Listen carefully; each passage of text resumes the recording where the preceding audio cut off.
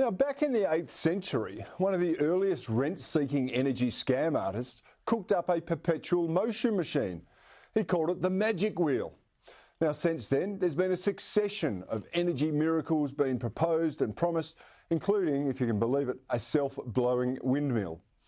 Now, the Royal Academy of Sciences in Paris got fed up with all this nonsense, and so in 1775, they said they're not going to accept or deal with proposals concerning perpetual motion anymore. Since then, the various grifters have evolved onto other forms of energy solutions, and don't get me wrong, these miracles still always require other people's money to make them apparently viable, but they have found a new traction amongst a new bunch of wide-eyed zealots. You might know them as renewable energy aficionados, most notably those peddling wind and solar power as the solution to all our problems. We're constantly told they generate power for free and will save the planet from carbon dioxide, fossil fuels and global warming. Unfortunately, the truth is far from that. But let me acknowledge right from the outset, yes, we can generate electricity from solar power and wind. However, these supplies can only be delivered with huge start-up and ongoing subsidies from you, the taxpayer.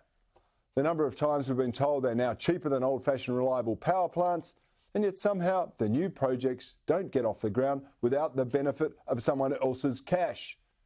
Back in 2016, a company chaired by perpetual energy spruiker and loser of the unlosable election, Dr. John Hewson, claimed they were going to build the cheapest and most efficient solar thermal power plant in the world at South Australia's Port Augusta. We were told the initial stage would be completed within a year and it would require no government funding to support its, quote, conservative business case. Well, 5 years later, we'd still be sitting in the dark if we were relying on that project to light up our lives. But the advocates for renewable energy continue to blow wind up investors' and taxpayers' wallets with turbines of terror, also known as wind farms. Even green evangelist Dr. Bob Brown doesn't want them in his backyard, while the likes of Zali Steggall, you remember her? She's elected on a platform of green promises, hasn't yet sought to have them erected on the northern beaches of Sydney, despite a petition for her to do so. Perhaps you can go and sign it. But that's hardly surprising, you see, as according to a website, this global warming evangelist is still waiting for a, and I quote, suitable electric car, and she doesn't want a wind farm in Warringah. Well, here's a tip. Most people don't want them in their backyard either. But it's not just the lack of cost competitiveness and poor reliability of these technologies that make them a folly. The cleanup after their somewhat useful subsidised life is done is hardly ever mentioned.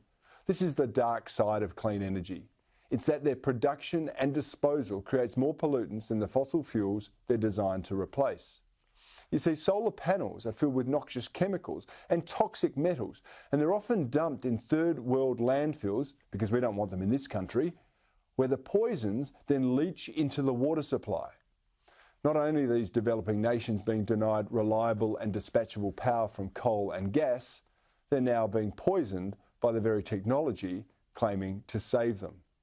But there is hope on the horizon, so we're told. Hydrogen power is being touted as the next best thing, and it's attracted hundreds of millions of dollars in government money.